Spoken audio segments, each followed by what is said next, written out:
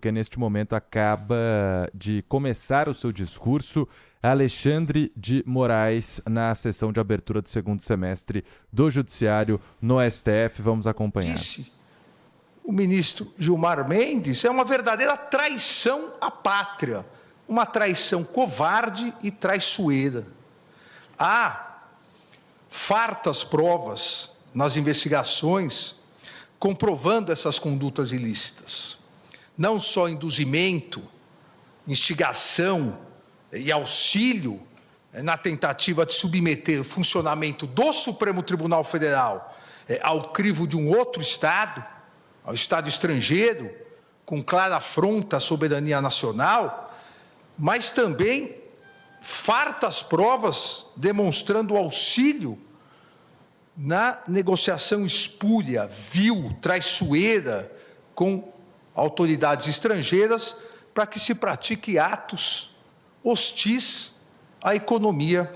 do Brasil. Porém, presidente, mais do que esses ataques criminosos, o que se observa são condutas ilícitas e imorais de brasileiros, flagrantemente essas condutas impregnadas com a corocre da defesa de escusos interesses pessoais e o sabor amargo da traição à pátria e ao povo brasileiro, com constante atuação e seguidas afirmações como se glória houvesse nisso, como se glória houvesse na traição, seguidas afirmações, principalmente nas redes sociais, assumindo autoria de verdadeira intermediação com o governo estrangeiro para a imposição de medidas econômicas contra o próprio país, que resultaram em taxação de 50% dos produtos brasileiros importados pelos Estados Unidos da América, tendo como consequência, assim que se iniciar, e, na verdade, a consequência já se iniciou, um grandioso prejuízo aos nossos empresários e a possibilidade de perda de milhares e milhares de empregos de brasileiros e brasileiras. A insistência dessa organização criminosa na implementação de medidas nocivas ao Brasil, com a implementação e o incentivo à implementação dessas tarifas e agressões espúrias, agressões internacionalmente consideradas espúrias e ilegais contra autoridades públicas brasileiras, tem por finalidade a criação de uma grave crise econômica no Brasil, e que, para desgosto desses brasileiros traidores, não ocorrerá, mas a ideia de gerar uma grave crise econômica no Brasil, para que com isso haja uma pressão política e social contra os poderes judiciário e legislativo, com consequente interferência no andamento das ações penais em andamento, que já se encontram em fase de alegações finais. O modus operandi é o mesmo. O modus operandi golpista é o mesmo. Antes, acampamentos na frente dos quartéis, invasão na Praça dos Três Poderes, para que com isso houvesse, como mais de 500 réus confessaram, houvesse a convocação de GLO e as Forças Armadas, gerando uma comoção nacional, e aí houvesse a possibilidade do golpe. Nós estamos acompanhando a fala do ministro do Supremo Tribunal Federal, Alexandre de Moraes, na sessão que reabre os trabalhos após o recesso, trabalhos para o segundo semestre. Por todas as questões envolvendo sanções americanas ao ministro e também essa promessa de tarifa contra produtos brasileiros que entra em vigor, até agora pelo menos, na quarta-feira que vem, os ministros todos fazendo discursos, reforçando a constitucionalidade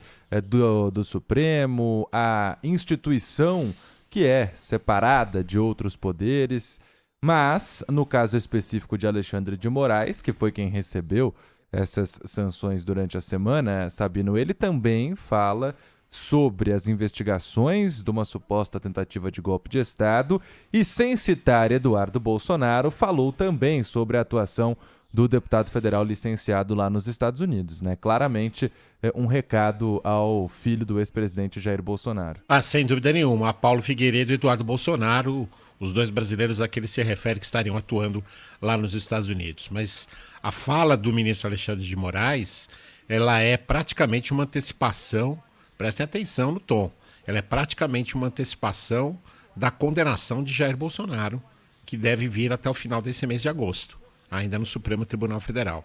Quer dizer, claramente um indicativo de o que está na cabeça do juiz no que diz respeito ao caso de Jair Bolsonaro. Ele falou também em uma tentativa externa de coagir a Suprema Corte brasileira, falou que o incentivo a taxações é feito para gerar uma instabilidade social no Brasil. Vamos escutar mais um trechinho da fala do discurso de Alexandre de Moraes, ministro do Supremo. Obter o início de procedimento de impeachment contra ministros desta Suprema Corte, sem existência de qualquer indício de crime de responsabilidade, mas sim por discordarem da legítima atuação deste Supremo Tribunal Federal no exercício de sua competência jurisdicional, concedida diretamente pela Constituição Federal, em uma tentativa patética de tentar afastar seus ministros do cumprimento de sua missão institucional e favorecer réus em ações penais. Ameaça essa aos presidentes das casas, que já foi repudiada por ambos os presidentes anteontem, com as notas da presidência da Câmara e do Senado Federal. Mas também e principalmente coação contra o Poder Judiciário, em especial contra o Supremo Tribunal Federal, com a única e exclusiva finalidade de obter um súbito, inexistente, inconstitucional arquivamento imediato de ações penais que foram devidamente propostas pela Procuradoria-Geral da República, pelo Procurador-Geral da República, que aqui se encontra, titular constitucional e privativo dessa iniciativa, em virtude da tentativa de golpe de Estado do dia 8 de janeiro de 2023, eu afirmo tentativa de golpe de Estado, porque esse Supremo Tribunal Federal já condenou mais de 700 pessoas por tentativa de golpe de Estado. Então, há ainda ações penais em andamento, propostas devidamente pelo Procurador-Geral da República, que tem total autonomia e independência constitucional, derivadas de investigações da Polícia Federal e cujos atos processuais vêm sendo realizados dentro do devido processo legal, rigorosamente observado pelo Supremo Tribunal Federal, com a participação, fiscalização e acompanhamento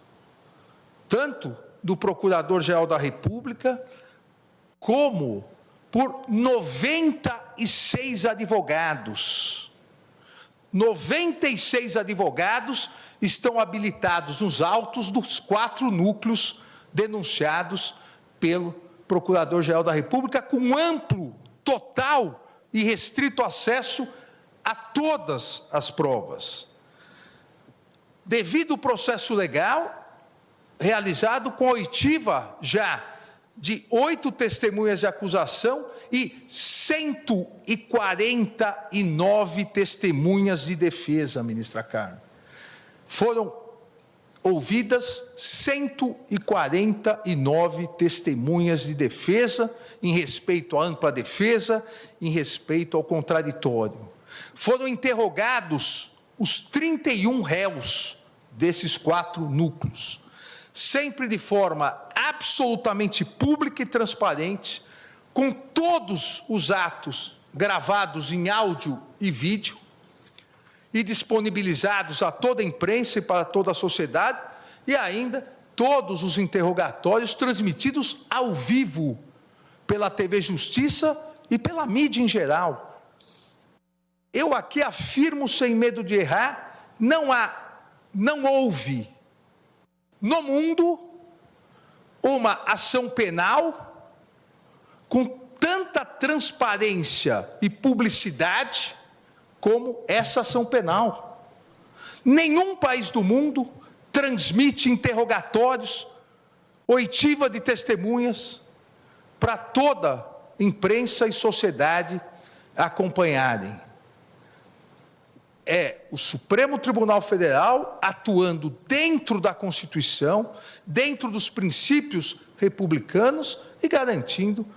o devido processo legal. Bom, nós acompanhamos uma parte do discurso, que deve ser longo, do ministro Alexandre de Moraes nessa reabertura do Supremo Tribunal Federal para o segundo semestre. Claro que daqui a pouco nós vamos conversar com a nossa reportagem na Capital Federal, que está acompanhando, claro, essa sessão e a esses discursos, porque todos os ministros, os 11, vão falar em algum momento nessa reabertura, e aí traremos todos os detalhes, todas as informações.